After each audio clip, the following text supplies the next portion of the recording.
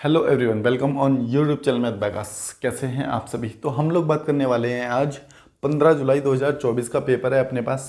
PGT home science का paper है। इसका आज मैथ सेक्शन देखेंगे हम लोग, ठीक है। तो चलते हैं क्वेश्चन नंबर 1 की ओर। और साथ ही साथ अगर किसी को इसकी पीडीएफ चाहिए ना, तो आप लोग क्या करेंगे, टेलीग्राम लिंक डिस्क्रिप्शन में दे रखा है मैंने, वहाँ से जाके ग्रुप को ज्वाइन कर लेना। वहाँ से जितनी भी पीडीएफ आती है अपने पास सारी की सारी अपन वहीं शेयर कर देते हैं। तो इसकी जो पीडीएफ है आपको मिल जाएगी ग्रुप में, वहाँ से आप पीडीएफ भी ले सकते हैं और बाकी सब्जेक्ट भी देख सकते हैं। बात क्लियर है? तो चलते हैं क्वेश्चन नंबर 1 की ओर। और क्वेश्चन नंबर 1 आपको दिख रहा होगा स्क्रीन पर, ठीक है। क्वेश्चन इंग्लिश में है, घबराना नहीं है, मैं पूरा का पूरा आपको समझा दूंगा क्वेश्चन, ठीक है ना। आप इस बात को टेंशन मत लेना, क्योंकि अपने पास ज़्यादातर ऑडियंस मेरे हिसाब से हिंदी वाली है, ठीक है, कि उन्हें हिंदी में मैथ पढ़नी है। लेकिन इस चीज़ के लिए आप बेफिक्र रहना, इंग्लिश में आपका ही नहीं, मेरा भी हाइट टाइट है, लेकिन मैं आपको मैथ अच्छे से समझा दूंगा। मैथ की टेंशन मत लेना कि ये क्वेश्चन कैसे करेंगे कि इंग्लिश में आगे। मैं आपको पहले हिंदी में ट्रांसलेट करके पूरा समझाऊंगा, उसका डाटा क्या है, फिर उसके बाद आगे सॉल्व करेंगे। चलिए, जैसे क्वेश्चन नंबर 1 की ओर चलते हैं। कह रहा pipe A can fill an empty cistern alone in 30 hours. कहता है कि एक पाइप ए किसी खाली टंकी को 30 घंटे में भरता है। बात क्लियर है? चलिए ठीक है। B pipe can fill a same cistern alone in 60 second 60 hours. दूसरा पाइप बी है, इसी टंकी को 60 घंटे में भरता है। बात क्लियर है? चलिए, the time taken by them to fill half of cistern by operating together will be. कह रहा है कि दोनों मिलकर इस टंकी को कितने समय में भरेंगे जब टंकी आधी भरी हुई है। बात क्लियर है? मैंने पूरा का पूरा समझाने की अपनी तरफ से पूरी कोशिश की है। तो ये भरता है आपका कितना, 30 घंटे में। बी जो कह रहा है वो 60 घंटे में भरता है। दोनों का अगर हम एलसीएम लेंगे तो एलसीएम आ जाएगा हमारे पास 60, तो 30 दूनी 60 और 60 एकम 60। तो इसकी एफिशिएंसी जो आ गई कितनी, 2 आ गई। इसकी एफिशिएंसी आ गई कितनी, 1। लेकिन हमें जो टंकी में पानी आएगा वो लगभग 60 लीटर आएगा, हमने एलसीएम से पता कर लिया, ठीक है। लेकिन उसने तो ये कहा है ना कि टंकी आधी भरी है। आधी मतलब कि 60 का आधा कितना हो गया, 30। आधी भरी है तो आधी खाली है, तो इसका मतलब 30 भाग भरी है तो 30 खाली है। तो ये 30 भाग हमें भरना है, 30 भाग भरना है। इन दोनों की एफिशिएंसी कितनी है कि 3। दोनों मिलकर भरेंगे तो इसको काटेंगे तो कितना आ जाएगा, 10 आवर्स। 10 घंटे में टंकी को भरा जाएगा। क्या बताओ, आप लोगों को बात समझ आई? मैंने कहा आपको घबराना नहीं है कि क्वेश्चन इंग्लिश में, मैं आपको पूरी तरीके से समझा दूंगा, ठीक है। 1-2 क्वेश्चन आप लोग देखोगे, आपको खुद पता चल जाएगा कि हाँ सारी चीज़ें समझ आ रही हैं, ठीक है। ये इसकी पीडीएफ थी नहीं अपने पास हिंदी में, नहीं तो मैं हिंदी में भी लगा देता क्वेश्चन को, कोई दिक्कत। बाकी किसी को अगर पेपर सॉल्व करवाना है ना, जैसे किसी की आंसर की है उसके पास है, जिसने भी पेपर दिया है, तो टेलीग्राम कर सकते हैं आप, लिंक डिस्क्रिप्शन में दे रखा है। जो भी पेपर आपको सॉल्व करवाना है आप मुझे भेज सकते हैं टेलीग्राम पर, ग्रुप में दे देना, मैं उसको सॉल्व करा दूंगा, ठीक है ना। चलिए, तो बात करेंगे क्वेश्चन नंबर 2 की और देखते हैं कि सेकंड में हमें क्या दिया गया है। कह रहा है कि a typist takes 40 minute to type 2 pages, ठीक है। कह रहा है कि एक व्यक्ति है, या फिर कौन है, एक टाइपिस्ट है जो 40 मिनट में 2 पेज टाइप करता है। तो 2 पेज टाइप कर रहा है 40 मिनट में, 40 मिनट में ये 2 पेज टाइप करता है, 2 पेज। बात क्लियर है? अगर मैं कहूं कि 1 पेज टाइप करेगा तो कितना समय लगेगा, तो आप लोग कहेंगे 1 की वैल्यू निकालेंगे तो 20 मिनट लगेंगे। ऐसे 20 मिनट लगेंगे कब, जब ये 1 पेज टाइप करेगा। और उसने क्वेश्चन में क्या कहा है, क्वेश्चन में कहा है ऐसे, how long will be he take to type 118 pages. थोड़ा सा ना इसमें ब्लर दिख रहा है, कोई दिक्कत नहीं है, ठीक है। तो कह रहा है कि 118 पेज टाइप करने में उसे कितना समय लगेगा। एक चीज़ बताना, 1 पेज टाइप करने में 20 मिनट लगते हैं, तो 118 मतलब 1 की वैल्यू 20 आ गई। अगर हम मल्टीप्लाई कर दें, 20 मिनट लग रहे हैं तो 118 पेज टाइप करेंगे, तो कैलकुलेट करेंगे तो ये निकल के आ जाएगा हमारे पास कितने मिनट लगेंगे, ये हो जाएगा 236, 1 0 आ गया, तो 2360 मिनट लगेंगे। मेरी बात समझ पाए ना? हमने पहले 1 पेज का देख लिया कि 1 पेज में उसे लग रहा है समय कितना, 20 मिनट। अब हमें टाइप करवाने हैं कितने पेज, हमें 118 पेज टाइप करवाने हैं, तो एक पेज में लग रहे हैं 20 मिनट, 118 पेज टाइप करवाने तो मल्टीप्लाई कर देंगे तो टोटल हमें पता चल जाएगा कि भाई 2360 मिनट लगने वाले हैं, है ना ऑप्शन में ये? हाँ, ऑप्शन सेकंड आपका आंसर हो जाएगा। तो उम्मीद करते हैं इतनी बात आप लोगों को समझ आ गई होगी, है ना। बात करते हैं क्वेश्चन नंबर 3 की, देखते हैं क्या दिया गया है। कह रहा है two students appeared in an examination, one of them scored 9 marks more than the other.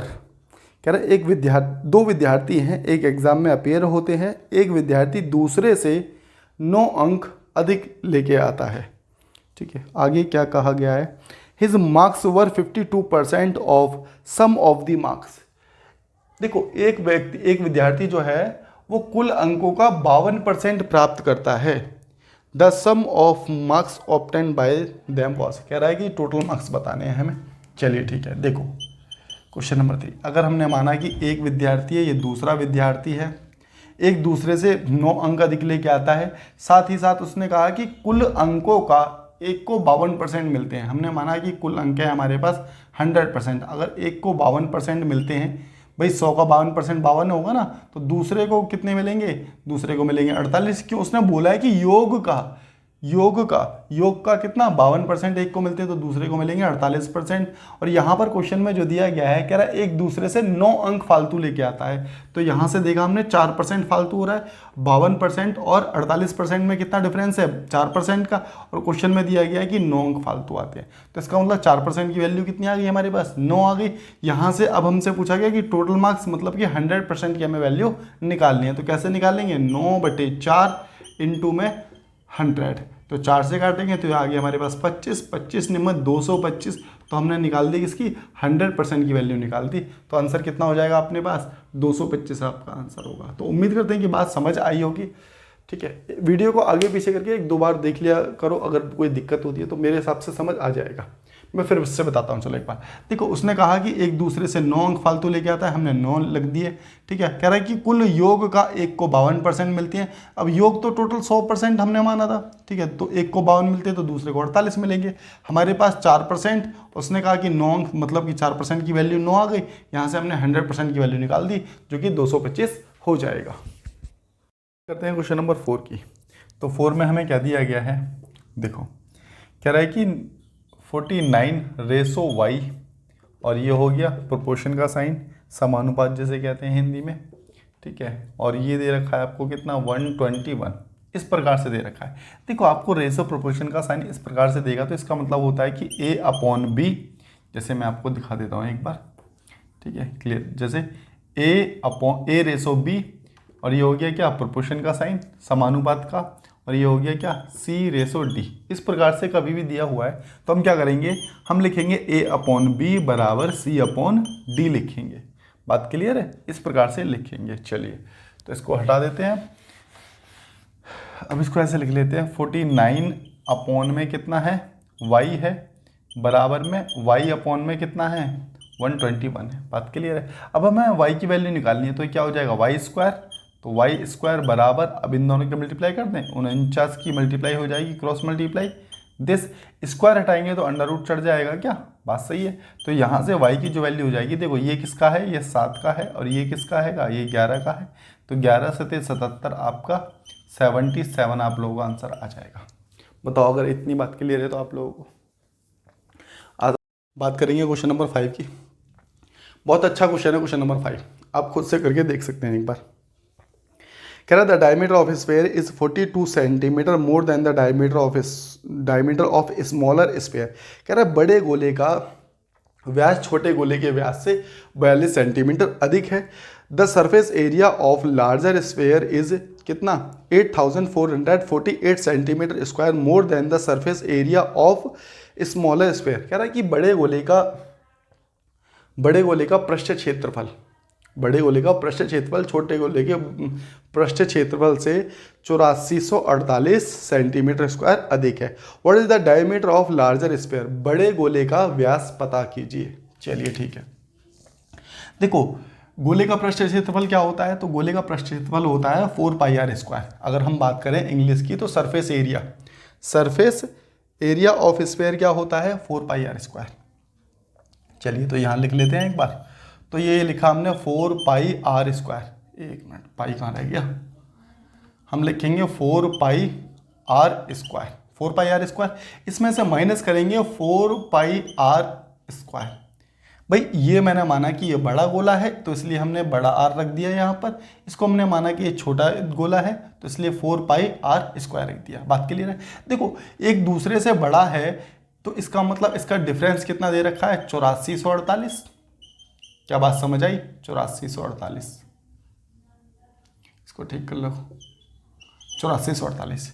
भाई उसने बोला है ना कि बड़े गोले का जो पृष्ठ क्षेत्रफल है छोटे गोले के पृष्ठ क्षेत्रफल से इतना अधिक है, इतना ज़्यादा है, तो हमने डिफरेंस दोनों का निकाल दिया, कोई दिक्कत नहीं है। यहाँ से 4 पाई कॉमन ले लेंगे तो पाई के बदले यहाँ लिख दिया हमने 22/7। बात क्लियर है। अंदर जो बचेगा हमारे पास बचेगा R square minus R square बचा। बात सही है। बराबर में कितना बचा हमारे पास, 8448 बचा। ये बात भी क्लियर हो गई होगी, है ना। अब इसको काट लेते हैं। देखो 11 दूनी 22, 11 सते 77, ठीक है। और हमारे पास बचेगा कितना, 3 4 7, 11 6 66, ठीक है। और बचा आपके पास कितना, 11 8 88, 11 8 88। 4 दूनी 8, 8 से काट लो, 8 9 72 और 8 9 72, 8 6 48। बात सही है। चलिए ठीक है, सब कुछ कट गया। अब एक चीज़ देखना, आपको ये दिख रहा है ना, इसके बदले क्या हम इसको ऐसे नहीं लिख सकते। देखो ए स्क्वायर माइनस बी स्क्वायर का फॉर्मूला आप लोगों ने पढ़ा है ना, कि ए स्क्वायर माइनस बी स्क्वायर को हम कैसे लिख सकते हैं, ए स्क्वायर माइनस बी स्क्वायर को इसको इस प्रकार से लिख दें क्या, ए प्लस बी और ए माइनस बी। ये बात आप जानते हैं, ठीक है, ए प्लस बी ए माइनस बी। तो हम वही वाला फॉर्मूला यहाँ पर लगाते हैं। एक मिनट मैं इसको हटा देता हूँ जल्दी से। चलिए, तो ये तो बचा हमारे पास 1/7 और ये हो गया r प्लस आर इंटू में r माइनस आर। और r माइनस आर की वैल्यू हमें पता है ना कि उसमें एक चीज़ करनी है, हमें r माइनस आर की वैल्यू निकालनी है। तो r माइनस आर की वैल्यू का मतलब क्या हो गया, क्वेश्चन में ये कहा है हमें स्टार्टिंग की लाइन में कि जो डायमीटर में डिफरेंस है किसमें, बड़े स्फीयर और छोटे स्फीयर में, ठीक है। तो बड़े स्फीयर, देखो पहले तो ये जान लो कि डायमीटर क्या होता है। तो डायमीटर होता है 2r। डायमीटर को क्या लिखते हैं, 2r लिखते हैं, ठीक है ना। 2r बराबर कितना है, 42 है। तो r की वैल्यू अगर हम निकालना चाहें तो 21 निकाल देंगे, r की वैल्यू 21। अब देखो बड़े वाले गोले और छोटे वाले गोले के जो रेडियस में अंतर जो दे रखा था उसने कितना दे रखा था, 21 दे रखा था। तो हम यहाँ डायरेक्ट लिख सकते हैं कि r माइनस आर की वैल्यू कितनी है, 21 है। ये क्वेश्चन में मेंशन क्या है, पहली लाइन में। अगर क्वेश्चन पढ़ोगे सही से तो आपको पता चल जाएगा कि जो रेडियस का अंतर है, जो डायमीटर का अंतर है 42 है, 42 का आधा करेंगे तो वो क्या बन जाएगा हमारे पास, रेडियस का अंतर बन जाएगा दोनों बड़े और छोटे गोले में, ठीक है। तो इसके बदले यहाँ पर हमने लिख लिया कितना, 7 हमने यहाँ पर लिख लिया। बात क्लियर है। बराबर हो गया 96, ठीक है ना। अच्छा 7 क्यों 21 होगा ना, एक मिनट 7 3 21, इससे काटा हमने कितना आ गया हमारे पास, ये आ गया 3 से इसको काटा तो 3 3 9 और 3 दूनी 6। तो हमारे पास r प्लस आर की वैल्यू कितनी निकल करके आई है, 32। और अभी हमने निकाली थी किसकी, r माइनस आर की वैल्यू। भाई डिफरेंस कितना दे रखा था उसने, 42 दे रखा था ना, तो उसका आधा क्या हो जाएगा, रेडियस। तो इसका मतलब 21 लिख दें यहाँ पर। अभी ये 21 जो वैल्यू पुट की थी वही तो लिख दिया यहाँ पर, कोई दिक्कत नहीं है। अब देखो हमें बड़े वाले की निकालनी है, बड़े वाले मतलब कि बड़ा वाला r निकालना है। तो ये हो जाएगा, ऐड कर रहे हैं आप इसको, 2r प्लस माइनस तो कैंसिल आउट हो जाएगा, इसको जोड़ेंगे तो, और इसको जोड़ेंगे तो कितना बन रहा है हमारे पास, 53। अब देखो 2r बराबर 53 बना हमारे पास, कितना बना, 2r बराबर 53। हमसे डायमीटर ही तो पूछा था और डायमीटर क्या होता है, 2r होता है। तो इसका मतलब आंसर कितना आ गया, 53। It will be your answer. तो उम्मीद करते हैं बात समझ आ गई होगी आप लोग को। क्वेश्चन नंबर 6 की, if the new selling price of a bed is 9 times of a initially selling price. कह रहा है कि एक बेड है जिसका सेलिंग प्राइस उसका 9 गुना कर दिया जाता है, उसके पहले के सेलिंग प्राइस का 9 गुना कर दिया जाता है। पहले उसका जो भी सेलिंग प्राइस रहा होगा उसका 9 गुना कर दिया जाता है उसका नया सेलिंग प्राइस, ठीक है। Then the new nominal profit is 11 time, जिसकी वजह से उसका नया प्रॉफिट 11 गुना हो जाता है, ठीक है। क्या पूछा गया है, 11 टाइम से। इनिशियली नॉमिनल प्रॉफिट, कह रहा है कि इनिशियली पहले वाला प्रॉफिट पूछा है कि पहले वाला प्रॉफिट कितना था, ठीक है। पहले वाला प्रॉफिट परसेंट पूछा है आपसे कितना था। चलिए ठीक है, तो देखो मैं इसको करने के 2 तरीके बताता हूँ आप लोगों को। क्वेश्चन नंबर 6 है ना, हाँ। तो देखो अगर हम बात करते हैं प्रॉफिट कैसे निकलता है, तो मैं कहूँगा कि एसपी में से सीपी को घटा देंगे, तो एसपी में से सीपी घटाते तो प्रॉफिट निकल जाता है। बात सही है, ठीक है। अब देखो उसने कहा कि सेलिंग प्राइस को कितना कर दिया, उसने सेलिंग प्राइस को 9 गुना कर दिया, तो सेलिंग प्राइस तो ये था, इसको अगर 9 एसपी लिख दें यहाँ पर, ये एसपी से 9 एसपी हो गया। सीपी वही रहा, सीपी में कोई बदलाव नहीं किया, जिसकी वजह से प्रॉफिट कितना हो गया, प्रॉफिट हो गया 11 गुना, मतलब कि 11p हो गया। बात सही है, ठीक है। अब देखना यहाँ 11p है ना, तो p की वैल्यू तो हमारे पास ये थी पूरी की पूरी, तो इस p को हटा के मैं इस वैल्यू को रख सकता हूँ क्या, p के बराबर ये थी, तो हम इसको ऐसे लिख सकते हैं ना 11, और यहाँ हो गया एसपी माइनस सीपी। मैंने कुछ भी नहीं किया, पी के बदले इसको वैल्यू पुट कर दिया, पी के बदले, कोई दिक्कत नहीं है। अब एक चीज़ बताना, ये अंदर जाके मल्टीप्लाई होगा, ये 11 एसपी हो जाएगा, ये 11 सीपी हो जाएगा, तो यहाँ पे इसको ऐसे लिख लेते हैं ना।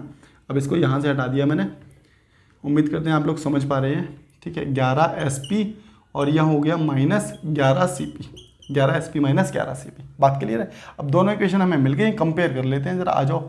ये हो गया एसपी, तो इधर जाएगा, ये बचनेगा कितना 2 एसपी, भाई 9 एसपी में से 11 एसपी को घटा देंगे तो 2 एसपी बचेगा। आप लोग कहेंगे जी माइनस का, तो मैंने माइनस का लगा दिया, कोई दिक्कत नहीं है।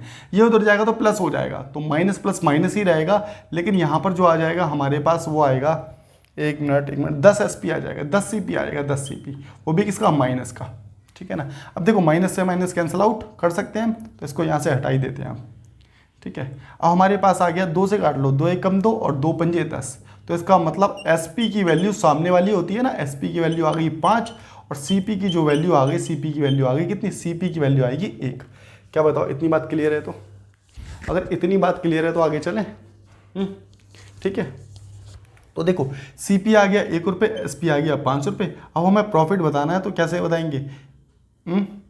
अब यहाँ प्रॉफिट कितने का हो रहा है, तो प्रॉफिट का हो गया, प्रॉफिट हो रहा है 4 रुपये का, किस पर, सीपी पर होता है, इंटू अपॉन में 1 इंटू में 100%, बस। तो यहाँ से आ गया हमारे पास सीपी जो निकल के आ जाएगा वो कितना आ गया, 400 रुपये आ गया। सीपी नहीं, प्रॉफिट पूछा है ना, हाँ प्रॉफिट ही तो निकल के आएगा। अरे देखो ऐसे समझ लो, मुझे लगता है समझ नहीं आया होगा।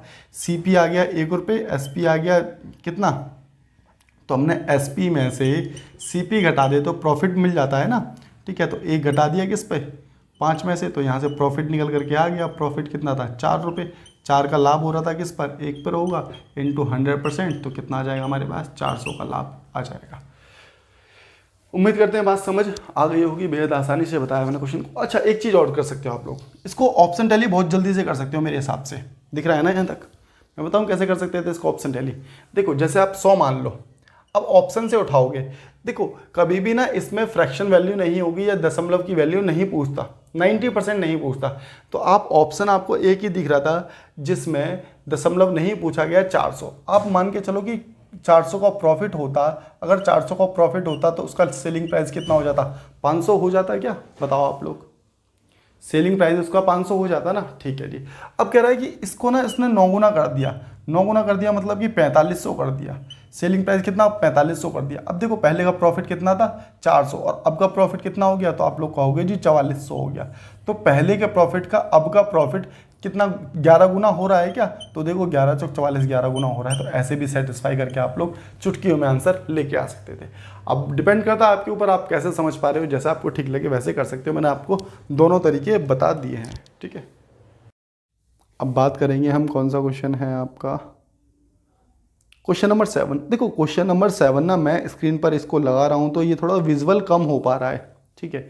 तो अगर किसी को करना है या किसी को अगर इसका सॉल्यूशन चाहिए ना, तो मुझे कोई भी कमेंट, अगर एक कमेंट भी आ गया ना, तो मैं इसका सॉल्यूशन करा के टेलीग्राम ग्रुप में डाल दूंगा, ठीक है। बाकी ये आपको पीडीएफ में विजिबल हो रहा होगा, जैसे ही मैं स्क्रीन पर लगा रहा हूँ तो इसके कलर फेड हो जा रहे हैं, कलर पता ही नहीं चल रहे।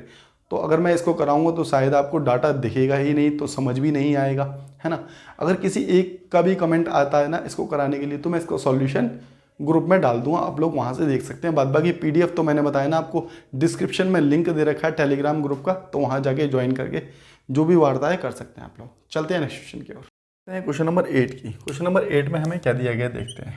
क्वेश्चन नंबर 8 देखो, कह रहा है कि a man goes up hill with an average speed of 24 km per hour and comes down with an average speed of 36 km per hour। कह रहा है कि एक व्यक्ति है जो पहाड़ी पर चढ़ता है तो किस स्पीड के साथ चढ़ता है, एवरेज स्पीड उसकी जो हैगी वो हैगी 24 किलोमीटर प्रति घंटा, और जब उतरता है तो उसकी स्पीड आ जाती है कितनी, 36 किलोमीटर प्रति घंटा। ठीक है ना। ठीक है। The distance travel in both cases being the same, कह रहा है कि जितना जाता है उतना ही वापसी आता है, डिस्टेंस इसका सेम है, कोई दिक्कत नहीं है। द एवरेज स्पीड पूछी है उसने, पूरी जर्नी की उसकी एवरेज स्पीड क्या है। तो देखो मैंने आप लोगों को पहले भी बताया है, जब डिस्टेंस सेम होता है तो हम एवरेज स्पीड कैसे निकालते हैं, 2xy अपॉन में x plus y, 2xy upon में x प्लस वाई, इससे एवरेज स्पीड निकल जाती है। जैसे ये पहली स्पीड दे रखी थी, ये हमें दूसरी स्पीड दे रखी थी, ये जाने की ये आने की, तो बस यहाँ पर रख दो, 2x की वैल्यू पहले वाली स्पीड मान लेते हैं, ठीक है, इनटू में y अपॉन में x प्लस वाई, मतलब कि इनको जोड़ लेते हैं, तो 40 20 60 हो गया, x प्लस वाई इसी से तो निकाला है मैंने। ठीक है, तो 6 6 36 या 12 3 36 कर लो, 12 3 36, 12 5 60, और इसको काट दो, 5 चौक 20 और 5 8 40। ठीक है, तो ये हो गया 96, 96 मल्टीप्लाई 3 कर दो, 9.6 मल्टीप्लाई 3 के साथ करेंगे तो हमारे पास कितना बनेगा, 6 3 18 और 9 3 27 और 1 28, तो 28.8 आप लोगों का आंसर आ जाएगा। 28.8 it will be your answer. तो ये होगा आपका क्वेश्चन, ऑप्शन ए आंसर हो जाएगा। ठीक है, तो चलते हैं नेक्स्ट क्वेश्चन की ओर और देखते हो। क्वेश्चन नंबर 9 में क्या कहा गया है, कह रहा है the average of 13 number is 11, कह रहा है 13 संख्याओं का औसत 11 है। 13 संख्याओं का औसत कितना हैगा, 11 है। बात क्लियर है। कह रहा है if each number is multiplied by 6, कह रहा है कि प्रत्येक संख्या को 6 से गुणा किया जाता है, तो what will be the average of new average, कह रहा है नया औसत क्या होगा। चलिए ठीक है, देखो मैं आपको बताता हूँ। 13 संख्याओं का औसत 11 है, इसका मतलब क्या है, हम ऐसा मान लेते हैं कि प्रत्येक संख्या 11 11 11 11 रही होगी, प्रत्येक संख्या 11 11 रही होगी। समझ रहे हो आप मेरी बात को। भाई एवरेज का मतलब तो यही होता है ना कि सारी संख्या बराबर बराबर कर दी जाती हैं। ठीक है, अगर प्रत्येक संख्या को अगर हम 6 से मल्टीप्लाई कर देंगे तो बताना कितना, 66 हो गया, 66 हो गया, तो ये तो सारी संख्या डबल 66 66 हो जाएंगी। बात समझ रहे हो। तो इसका तो मतलब ये हो गया कि एवरेज भी 66 हो गया। बस यही बात थी। अब थोड़ा मैं इसे डिटेल में और बता देता हूँ, जरा आ जाओ। एक चीज़ समझना आप लोग, जैसे मैंने कहा मैं एक एग्जांपल दे रहा हूँ, है ना, एक बार समझ लो, बस समझाने में हो सकता है 1-2 मिनट का समय लगे, लेकिन इसके जैसे सारे क्वेश्चन कर लोगे फिर आप लोग बहुत आसानी के साथ। मैंने कहा कि 3 नंबर हैं, 3 संख्याओं का औसत मैंने कह दिया कि यहाँ पर 7 है, 3 संख्याओं का औसत 7 है, ये 3 संख्या हैं, इन 3 संख्या का औसत 7 है। तो इसका मतलब तो ये हो गया ना कि ये भी 7 रही होगी, ये भी 7 रही होगी, ये भी 7 रही होगी, ऐसा हम मान लेते हैं, हम बराबर बराबर कर लेते हैं ना एवरेज को। तो मैंने कहा कि प्रत्येक संख्या को 2 से गुणा किया जाए, तो एक चीज़ बताना, प्रत्येक संख्या को 2 से गुणा कर रहे हैं, तो यहाँ पर ये 14 हो गया, ये 14 हो गया, ये 14 हो गया, तो हमारे पास एवरेज कितना बनेगा, 14 ही बन जाएगा। कहने का मतलब सिर्फ मेरा इतना है कि कभी भी कहता है कि प्रत्येक संख्या को 2 से गुणा करें, तो सीधा आप एवरेज को ही 2 से मल्टीप्लाई कर दिया करना। बात समझे क्या। मैंने क्या कहा कि कभी भी आपसे कहता है कि प्रत्येक संख्या को किसी से भी मल्टीप्लाई करने के लिए, जैसे उसने कह दिया प्रत्येक संख्या को 6 से मल्टीप्लाई करना है, तो आप एवरेज को ही 6 से मल्टीप्लाई कर दो और आपका आंसर आ जाएगा कितना, 66। बात क्लियर है।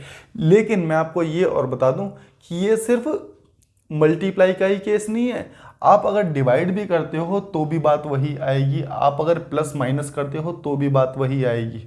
कैसे, मैं एक एग्जांपल और दिखा देता हूँ कि 2 संख्या हैं, 2 संख्याओं का औसत जो दे दिया आपको, मान के चलो 4 दे दिया। ठीक है, इसका मतलब ये संख्या भी 4 रही होगी, ये संख्या भी 4 रही होगी। कह रहा है कि प्रत्येक संख्या को 2 से विभाजित किया जाता है, तो 2 से विभाजित करेंगे तो ये भी 2 आ गया, इसको भी 2 से विभाजित करेंगे तो ये भी 2 आ गया। तो इसका मतलब अब देखो नया एवरेज कितना बन गया, हमारे पास 2 बन गया। अगर मैं चाहता तो यही एवरेज को 2 से भाग कर देता और यहीं से नया एवरेज निकाल लेता। क्या मेरी बात आप लोगों को समझ आ रही है। तो कहने का मतलब सिर्फ इतना है कि कभी भी कहता है कि गुणा कर दे, भाग कर दे प्रत्येक संख्या को, अगर उसने प्रत्येक कह दिया तो आप सीधा एवरेज को ही पकड़ लो। भाग कह रहा है भाग कर दो, गुणा कह रहा है गुणा कर दो, माइनस कह रहा है तो माइनस कर दो, और प्लस कह रहा है तो प्लस कर दो। कहने का मतलब क्या हो गया कि जितना इफेक्ट माइनस करने पर होगा उतना ही इफेक्ट, एवरेज को माइनस कर देंगे, प्लस कहेगा प्लस कर देंगे, जैसा कहेगा वैसा कर देंगे। तो पूरा कॉन्सेप्ट मैंने आपको इसी क्वेश्चन में समझा दिया। अब आंसर क्या हो जाएगा, एवरेज को 6 से मल्टीप्लाई कर दिया, 6 से मल्टीप्लाई करने के लिए तो 66 आपका 66 आपका आंसर हो जाएगा। क्वेश्चन नंबर 10 मैं नहीं कराऊंगा क्योंकि मैंने 9 को इसीलिए बहुत तसल्ली के साथ करा दिया है। तो आपको कुछ भी नहीं करना है, जिस संख्या से मल्टीप्लाई करनी है उस संख्या से एवरेज की मल्टीप्लाई करके आंसर निकाल के मुझे कमेंट बॉक्स में ज़रूर बताएंगे, जिससे कि मुझे पता चलेगा कि मैं इतना आपको डिटेल में समझा रहा हूँ चीज़ें, क्या आप लोग समझ भी पा रहे हैं। तो प्लीज़ कमेंट बॉक्स में कमेंट जरूर करना, ठीक है ना। तो चलते हैं नेक्स्ट क्वेश्चन की ओर और देख लेते हैं कि नेक्स्ट क्वेश्चन में हमें क्या दिया गया है। तो 10 तो आप लोग खुद करेंगे, देख लो स्क्रीन पर दिख रहा होगा। हम बात करेंगे 11 की, ठीक है। कहा गया है in what duration will 3600 fetch a simple interest of 1080 at 6 per annum rate of interest। हमसे क्या पूछा गया है, इसने टाइम पूछा है। इन व्हाट ड्यूरेशन कह रहा है कि कितने समय में कौन सा क्वेश्चन था, हाँ, कितने समय में 3600 रुपये पर, देखो मैं हिंदी में भी बोल रहा हूँ आपको, समझा रहा हूँ डाटा के साथ, कितने समय में 3600 रुपये पर 6% वार्षिक दर से साधारण ब्याज 1000 कितना हो जाता है, 1080 हो जाता है। क्या बात क्लियर है, ठीक है। चलिए आ जाओ। तो यहाँ पर हमें निकालना क्या है, हमें टाइम निकालना है, यहाँ टाइम निकालना है ना, कह रहा है इन अ व्हाट ड्यूरेशन, वो भी किसमें, ईयर में निकालना है। तो फॉर्मूला क्या लिखेंगे हम, देखो फॉर्मूला मैं लिख देता हूँ, बाकी लिखना नहीं चाहिए मुझे, क्योंकि बहुत टाइम से मैं बता रहा हूँ इन चीज़ों को, ठीक है। तो उम्मीद करते हैं एक बार इनको लिख लिया करो, पता है तो बहुत अच्छी बात है, नहीं तो ऐसे पेपर में कभी नहीं लिखना होता, पेपर में तो डायरेक्ट करना होता है। SI की वैल्यू आ गई और हमारे पास आ गया प्रिंसिपल, P आ गया और यहाँ पर लिख देंगे R। तो T की वैल्यू निकाल ले, SI की वैल्यू हमारे पास हो गई कितनी, 1080 इंटू में 100, और ये आ गया 3600, प्रिंसिपल 3600, और हमारे पास रेट आ गया कितना, 20 से 20 कैंसिल, 36 तिया 108 होता है, 6 पंजे 30 हो गया। तो टाइम हो गया कितना हमारे पास, 5 ईयर अपने पास टाइम आ गया। तो बात क्लियर है क्या इतनी, बताओ जी। चलें फिर आगे, चलिए क्वेश्चन नंबर 12 देख लेते हैं। Question number 12, find the value of x। आप लोगों ने ऐसा क्वेश्चन मेरे हिसाब से कहीं ना कहीं देखा होगा वैसे, ठीक है, आसान सा क्वेश्चन है। चलिए ये हो गया, इस पे रूट, यहाँ लिखा 23 माइनस रूट 31, ठीक है, प्लस इसको बढ़ा लो, है ना, और ये हो गया हमारे पास कितना, 308 प्लस 237, ठीक है, और 237 हो गया ना, हाँ जी, प्लस रूट 361। बात क्लियर है, चलिए ठीक है। अब देखो यहाँ पर पीछे से देखना है, 361 किसका स्क्वायर होता है, तो आप लोग कहेंगे जी 19 का स्क्वायर होता है। किसका होता है, 19 का। अब देखो ये वैल्यू जो है रूट से तो बाहर निकल गई, इसका तो काम खत्म हो गया। अब ये प्लस में 19 करेंगे तो इसका मतलब इसमें 19 जोड़ देते हैं। अगर हम 19 जोड़ देते हैं तो कितना आ जाएगा, देखो जरा, इसमें हमने क्या कर दिया, 19 जोड़ दी, क्योंकि रूट से तो बाहर निकाल दी थी वैल्यू, ठीक है। इसमें जैसे ही हमने 19 जोड़ा तो ये बना हमारे पास 256। 256 किसका होता है, तो आप कहेंगे जी 16 का होता है। 256 ही बनेगा ना, 4 और 1 5, ठीक है, बिल्कुल ठीक है। तो 16 का होता है। अब देखो 16 ये भी रूट से बाहर निकल गया, ये यहाँ पर रूट था वैसे, है ना, ये भी रूट से बाहर निकल गया, ये रूट से बाहर निकला तो इसमें ऐड हो जाएगा। अब ये कितना हो गया, 324 हो गया। ये किसका आ गया हमारे पास, ये आ गया 18 का।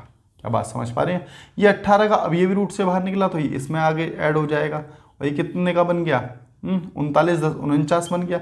अब ये 49 का अंडर रूट बना है तो 49 के किसका है, 7 का है। समझ पा रहे हो ना मेरी बात। अब 23 में से 7 घटाने हैं, 23 में से 7 घटाने हैं, और यहाँ रूट की वैल्यू है, तो आप लोग कहेंगे रूट घटाएंगे तो हमारे पास आएगा 16, 16 किसका, 4 का। बताओ क्या मेरी बात आप लोगों को तो समझ आई क्या। कुछ भी नहीं किया हमने, यहाँ पर सिर्फ रूट निकालते गए हैं। ये 19 का 19 रूट से बाहर आया तो इसमें जोड़ा, ठीक है। ये किसका बना फिर 16 का, 16 बाहर आया रूट से तो इसमें जुड़ा, ठीक है। और इसके बाद ये किसका बना 18 का, 18 रूट से बाहर आया तो इसमें जुड़ा, और फिर इसके बाद जो बना हमारे पास 7, कैलकुलेट करने के बाद आपका 4 आंसर हो जाएगा। तो उम्मीद करते हैं क्वेश्चन नंबर 12 आप लोगों को अच्छे से समझ आ गया होगा। चलिए, तो बात होगी अब क्वेश्चन नंबर 13 की। 13 में क्या दिया गया देख लें एक बार। हाँ देखो, अच्छा क्वेश्चन है 13। देखो वैसे तो आसान है, लेकिन इसमें गलत होने के चांसेस ज़्यादा हो जाते हैं। देखो कह रहा है 1% of 15% of number is what percent of the number. कह रहा है 1% का 15% का कितना परसेंट है। देखो हमें क्या करना है, 1%, 1% का मतलब होता है मल्टीप्लाई परसेंट। अब देखो इसका परसेंटेज निकालना है, तो ये परसेंटेज का साइन हटेगा और नीचे आ जाएगा 100। यहाँ से कैलकुलेट करेंगे तो ये आ गया 15/100। तो 2 जीरो हटेंगे तो यहाँ पर दशमलव आ जाएगा, इस प्रकार से लिख देंगे 0.15। ये आपका ये परसेंट आंसर आया, ध्यान रखना परसेंट।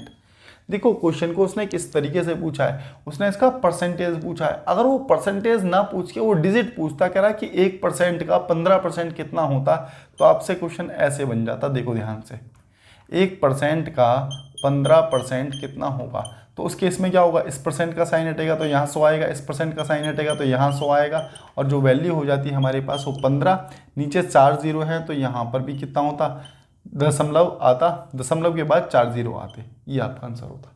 समझ पा रहे हो क्या, ये नंबर है, यहाँ देखो परसेंटेज का साइन है, यहाँ परसेंटेज का साइन नहीं है, बस इतना अंतर है। हो सकता है आपसे कभी ऐसा क्वेश्चन आगे पूछ ले, तो मैंने दोनों चीज़ें आप लोगों को पहले ही बता दी हैं। चलिए चलते हैं नेक्स्ट क्वेश्चन की। क्वेश्चन नंबर 14 बहुत अच्छा क्वेश्चन है और बहुत टाइम बाद देखा है ऐसा क्वेश्चन, है ना।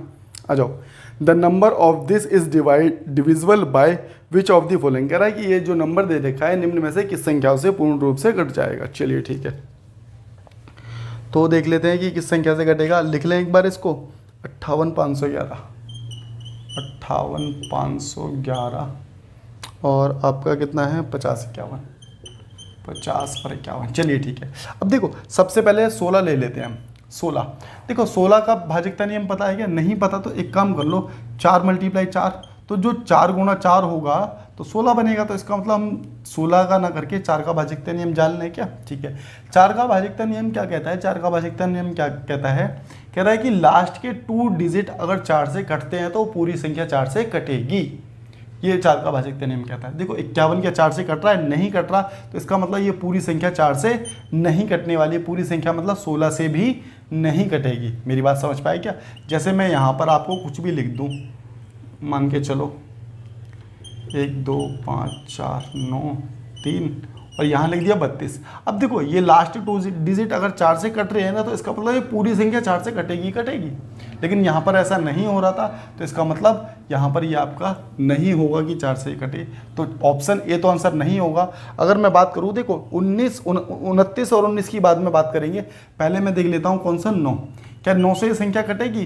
देखो 9 का भाजकता नियम क्या कहता है, 9 का भाजकता नियम कहता है कि सम जो है, संख्याओं का सम जो है वो 9 से कटना चाहिए। जैसे मैं कहूँ 729 मतलब कि 7 2 9, 9 और 7 कितना होता है, सॉरी 11, 11 7 18, तो देखो 18, 8 और 1 9, सम कितना है 9, 9 से कट रहा है ना। 9 का भाजकता नियम आप समझ पा रहे हो क्या। 9 का भाजकता नियम कहता है कि अंकों का योग अगर 9 से कटता है तो वो संख्या 9 से कटेगी। तो अब जल्दी से यहाँ पर देख लेते हैं, आ जाओ। 8 5 13, 13 और 5 कितना होता है, 8 5 13, 13 और 5 हो गया 18। देखो 18 हो गया ना, जहाँ 18 और 9 बन जाए उसे भी काट दो अपनी तरफ से, ठीक है।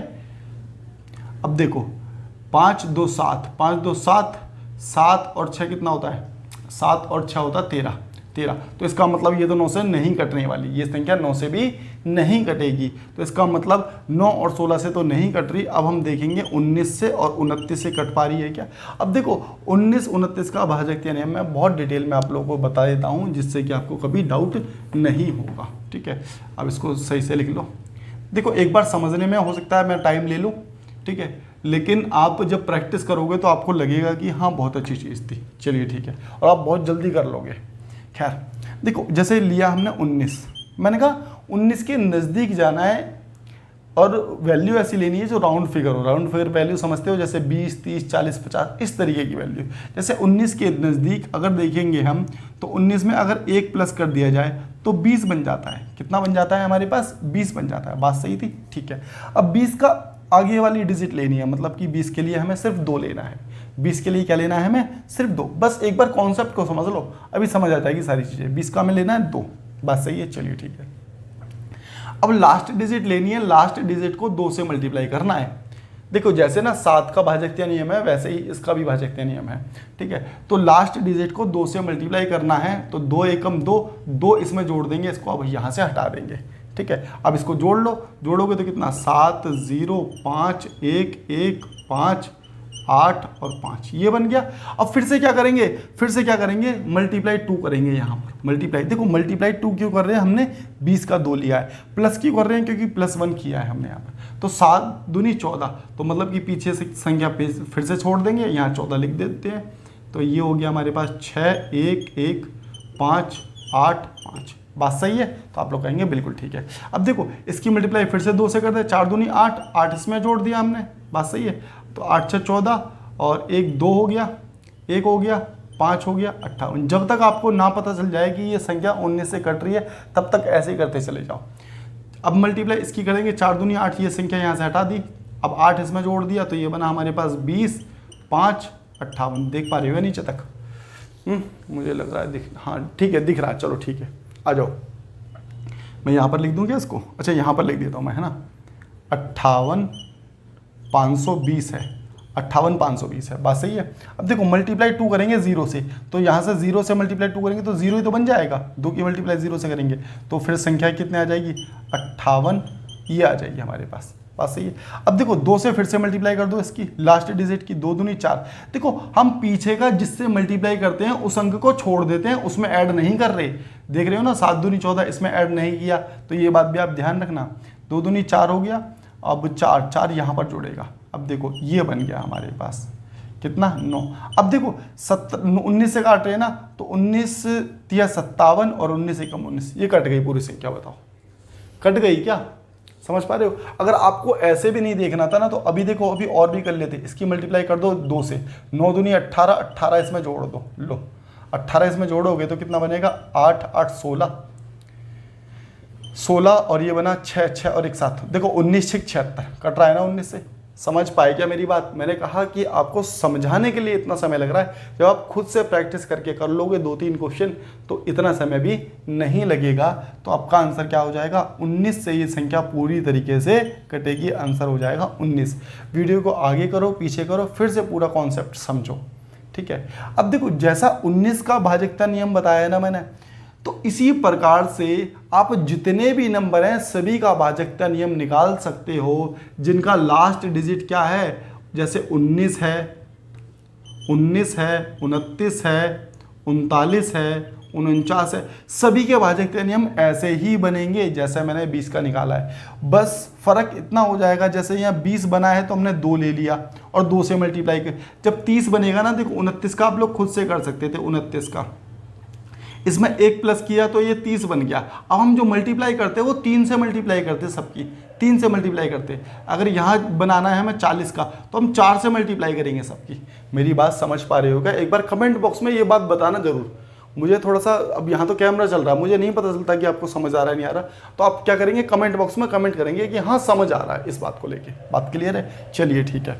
तो देखो अगर मैं मानता इसको, मैं 29 से डिवाइड करता, मैं 29 से डिवाइड करता तो ये संख्या 29 से नहीं कटती, ये संख्या 29 से नहीं कटती।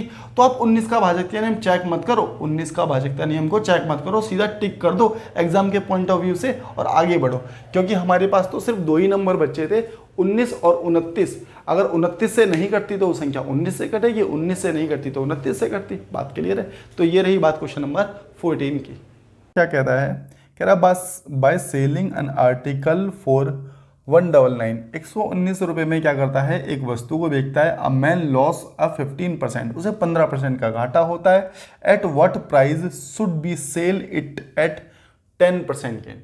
ठीक है, क्वेश्चन मैं समझा देता हूँ हिंदी में। कह रहा है कि एक वस्तु को 119 रुपये में बेचने पर उसे 15% का घाटा होता है, वे किस मूल्य पर बेचे जो कि उसे 10% का लाभ हो। चलिए, तो देखो सबसे पहले हमने सीपी माना, सीपी हमने माना कितना 100 रुपये। हमने कहा कि इसे लॉस जो हो रहा है वो कितने का हो रहा था पहले 15% का, तो इसका मतलब इसका एसपी कितना रहा होगा, तो आप लोग कहेंगे जी 85 रहा होगा इसका एसपी। बात क्लियर है भाई, 100 की वस्तु 85 पर बेचेगा जब भी तो 15% का लॉस होगा। ठीक है, 100 में से हमने घटा दिया सीधा, कोई दिक्कत नहीं है। अब देखो इसको काटना चाहते हो तो काट लो मेरे हिसाब से, 5 दूनी 10, 5 एकम, अच्छा 5 दूनी 10 ही तो जाएगा, ये आ गया 20 और इसको काटेंगे तो 17 आ गया। ठीक है, उसने सेलिंग प्राइस क्वेश्चन में हमें कितना दिया गया है एक बार देख लें। सेलिंग प्राइस जो दे रखा है आप लोगों को 119, मतलब कि इस 17 की वैल्यू 119 दे रखी है। भाई आपको उसने सेलिंग प्राइस 119 बोला है ना, हमारे पास सेलिंग प्राइस कितना है 17, तो 17 सत्ते 119, मतलब कि एक की वैल्यू कितनी आ गई 17 आ गई, एक की वैल्यू 7 आ गई, सॉरी 17 नहीं 7 है, एक की वैल्यू 7 आ गई। हम चाहें तो 20 की वैल्यू निकाल सकते हैं, तो 20 की वैल्यू अगर निकालेंगे तो यहाँ से कितना आ गया, ये निकल करके आ जाएगा सीपी कितना 140। अब ये सीपी निकल करके आया, याद रखना कि उसकी वस्तु थी कितने की 140 रुपए की, जबकि बेच कितने की रहा था वो 119 रुपए की, जिससे कि उसे 15% का लॉस हो रहा था। अब देखो हमने पहले सीपी निकाल दिया, अब कह रहा है कि 10% का प्रॉफिट चाहिए, तो प्रॉफिट तो सीपी पर ही होगा, तो 10% का प्रॉफिट, इसका मतलब है कि जो 100 रुपए की वस्तु थी, जो हमने इनिशियली 100 माना था सीपी को, जो हमने 100 माना था वो बेचना चाहता है 110 की, कितने की 110 की, तो मल्टीप्लाई कर दो बस 110 के साथ, एसपी निकल करके आ जाएगा। ठीक है, अपॉन में 100, तो बहुत आसानी से तसल्ली से कर रहे हैं हम लोग। कितना आ जाएगा 11 चौक 44, 11 एकम 11, 11 11 4 15, तो कितना आ जाएगा 154 रुपये की अगर वो बेचेगा तो उसे 10% का लाभ होगा। बात क्लियर है। देखो ये समझाने के लिए है, वैसे मैं अगर चाहूँ तो इसे डायरेक्ट भी करा सकता था इसको। ठीक है, कि 119 सीपी निकालेंगे तो 85 होगा, 10% का प्रॉफिट चाहिए 110, बस इतनी सी कैलकुलेशन में काम हो जाता आप लोगों का, समझ रहे हो। तो पेपर में तो ऐसे करेंगे, ये समझने के लिए है, क्वेश्चन कितना भी घुमाएगा आप इस तरीके से कर लोगे। ठीक है, 17 पंजे 85, 17 सत्ते 119, 5 से काटेंगे, 5 दूनी 10, 5 दूनी 7, 7 दूनी 14, 154, देखो आगे नहीं आ गया। अब इतने में ही क्वेश्चन सॉल्व हो गया, लेकिन इतना बताना पड़ता है जिससे कि आप लोगों को समझ आ जाए एक बार चीज़ें। ठीक है, तो ये रही बात अपने पास कौन सी, क्वेश्चन नंबर 15 की। क्वेश्चन नंबर 15 की बात रही, अब चलेंगे 16 की और देख लेते हैं कि 16 में क्या दिया गया है हमें।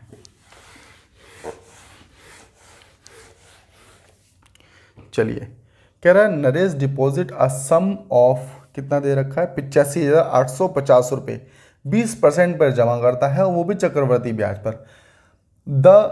The total amount received by Naresh after 2 year. ठीक है, कह रहा है कि नरेश ने क्या किया है, चक्रवर्ती ब्याज पर 85,850 रुपये जमा किए हैं 20% पर, 2 साल के बाद उसका मिश्रधन क्या होगा, अमाउंट पूछा है उसने।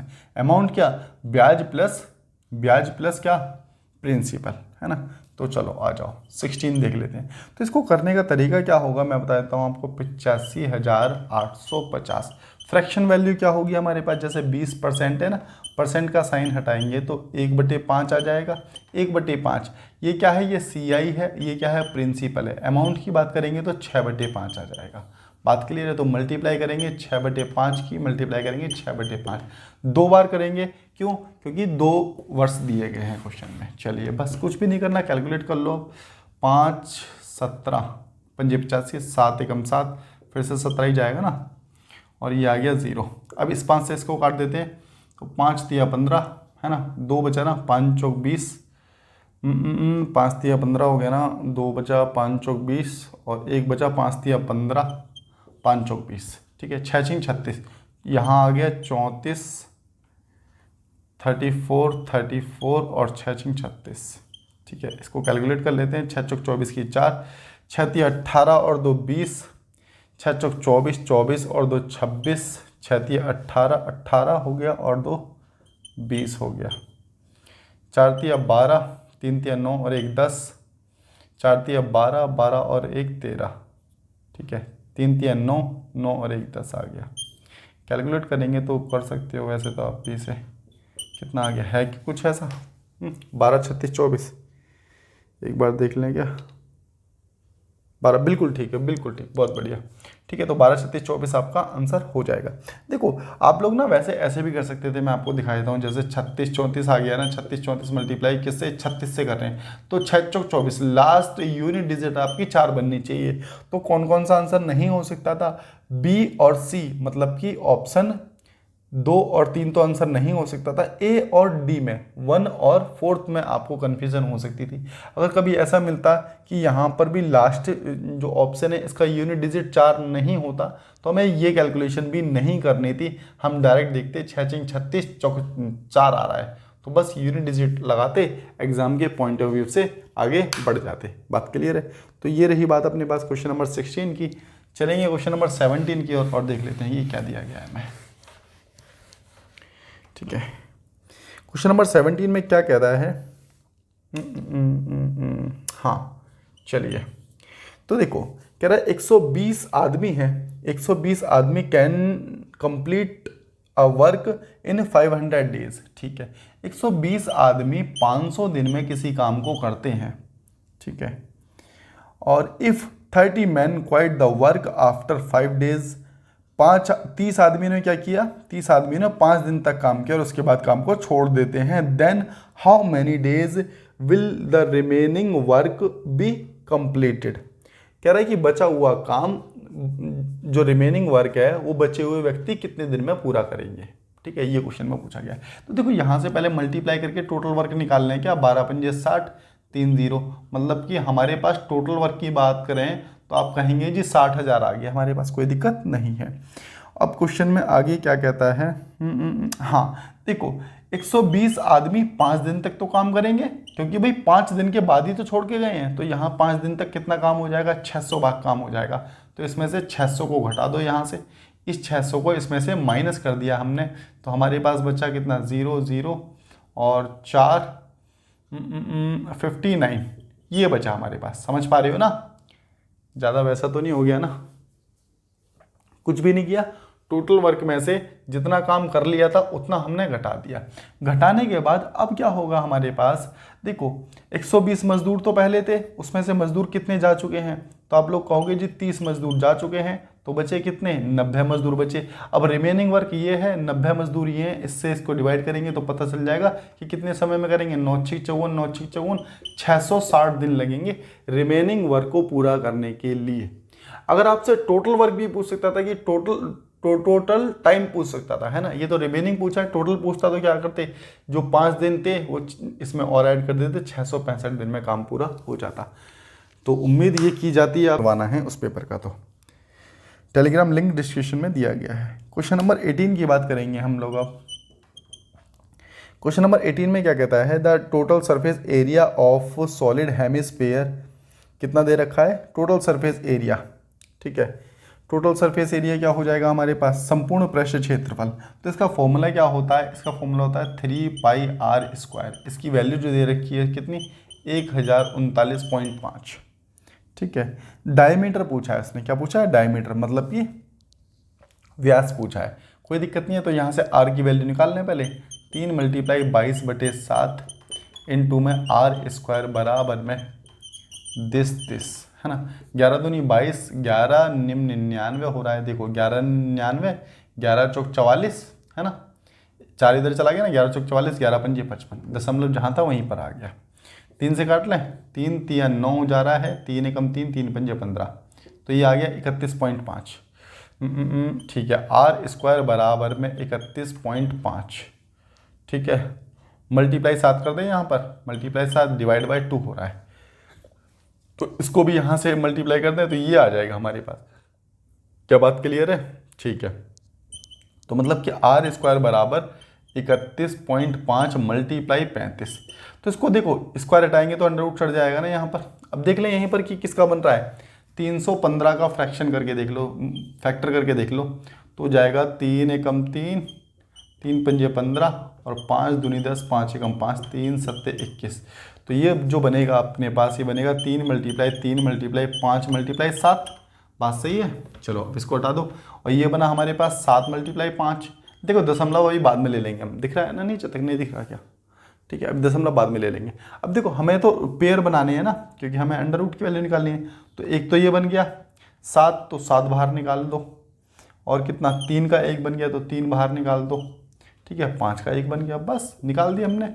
7 या 21 पंजे कितना होता है 105, तो यहाँ पर आ गया 105।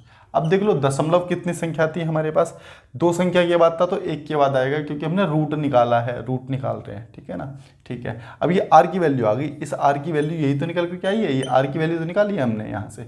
आर बराबर कितना आ गया 10.5। हमसे पूछा गया डायमीटर, डायमीटर क्या होता है, रेडियस का डबल होता है ना, रेडियस का डबल होता है, तो ये मल्टीप्लाई कर देंगे, ठीक है, व्यास कहते हैं हिंदी में, है ना। चलिए, तो इसको मल्टीप्लाई करेंगे तो कितना आ जाएगा 21, बस ये आपका निकल के आ जाएगा। आर की वैल्यू कितनी आ गई हमारे पास 21 आ गई। बात क्लियर है ना।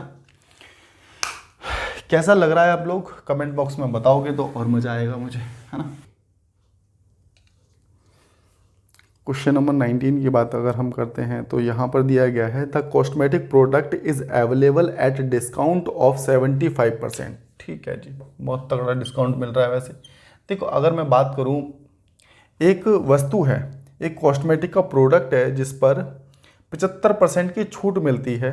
If the shopkeeper charges, shopkeeper उसे कितने, शॉपकीपर 1876 रुपये लेता है उसके, तो कह रहा है कि उसका अंकित मूल्य क्या होगा, what is the mark price. तो ठीक है, मार्क प्राइस हमने यहाँ पर माना कि 100 है।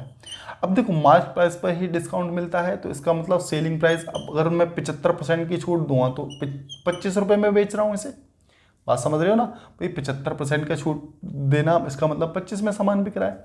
ठीक है, यहाँ से चाहो तो आप रेशो निकाल सकते हो, 25 से कम 25, 25 चौक 100। बात क्लियर है। अब इस एक की वैल्यू क्वेश्चन में हमें कितनी दी गई है, इस एक की वैल्यू दे रखी है 1876। भाई उसने बोला ना कि उसका सेलिंग प्राइस 1876 है, भाई ये जो शॉपकीपर है वो तो 1876 रुपये ले रहा है इतना डिस्काउंट देने के बाद। ठीक है, कह रहा उसका मार्क प्राइस क्या था। अब देखो एक की वैल्यू 1876 है, हम 4 की वैल्यू निकालनी है, 4 की वैल्यू निकालेंगे तभी तो मार्क प्राइस निकलेगा। ठीक है, तो 1876 की मल्टीप्लाई इस 4 के साथ कर दी जाए तो हमारे पास आ जाएगा, अब देखो 6 चौक 24, यूनिट डिजिट 4 बननी चाहिए। अब अगर ऐसा होता है यूनिट डिजिट 4 बननी चाहिए, कौन सा क्वेश्चन था, हाँ, तो ए में है, बी में नहीं है, सी में है, डी में नहीं है, मतलब कि 2 ऑप्शन आपके चले गए। एक और चला जाता तो आंसर यही आ जाता, हमें मल्टीप्लाई करने की भी जरूरत नहीं पड़ती है, लेकिन आपको अगर मल्टीप्लाई करोगे तो 7540 का आंसर आ जाएगा। तो उम्मीद करते हैं बात समझ आ गई होगी। क्वेश्चन नंबर 19 बहुत आसानी से कर दिखाया हमने। बात करेंगे आज की क्लास का लास्ट क्वेश्चन, क्वेश्चन नंबर 20 को देखते हैं। अ कार, अच्छा ये अच्छा क्वेश्चन है भाई, ये अच्छा क्वेश्चन है, ठीक है, और बहुत आसानी से कराऊंगा मैं आप लोगों को। कह रहा है कि एक कार है जो कवर्स करती है, क्या चलती है कितना 3 किलोमीटर ईच एट स्पीड, प्रत्येक की स्पीड कितनी है 10 किलोमीटर प्रति घंटा, 20 किलोमीटर प्रति घंटा और 30 किलोमीटर प्रति घंटा और 60 किलोमीटर प्रति घंटा। ठीक है, ठीक है, देखो एक कार है जो प्रत्येक 3 किलोमीटर पर अपनी स्पीड बदलती रहती है, एक बार चलती है 10 से, एक बार चलती है 20 से, एक बार चलती है 30 से, एक बार चलती है 60 से। ठीक है, what is the average speed of entire distance. इसने एवरेज स्पीड पूछी है, क्या पूछी है, एवरेज स्पीड पूछी है आपसे। ईवी का मतलब एवरेज स्पीड। एवरेज स्पीड क्या होती है, डिस्टेंस अपॉन में, डिस्टेंस अपॉन में टाइम, टोटल डिस्टेंस कहेंगे आप, है ना। टोटल डिस्टेंस कहना ज़्यादा उचित होगा, total distance, total distance upon में total time, total time, total distance upon में टोटल टाइम। तो टोटल डिस्टेंस की बात करें तो देखो प्रत्येक 3-3 चल रहा है ना, देखो 4 बार चला है तो मल्टीप्लाई 4 कर दें या 3-3 करके जोड़ लो, 4 हो गया डिस्टेंस हमारे पास, कितना हो गया, सॉरी 12 हो गया ना डिस्टेंस, तो डिस्टेंस हो गया 12। अरे एक बार में 3 चल रहा है ना और 4-4 बार चला, 3 एकम 3-3 इस तरीके से किया है मैंने। ठीक है, तो डिस्टेंस हमारे पास आ गया कितना 12 किलोमीटर।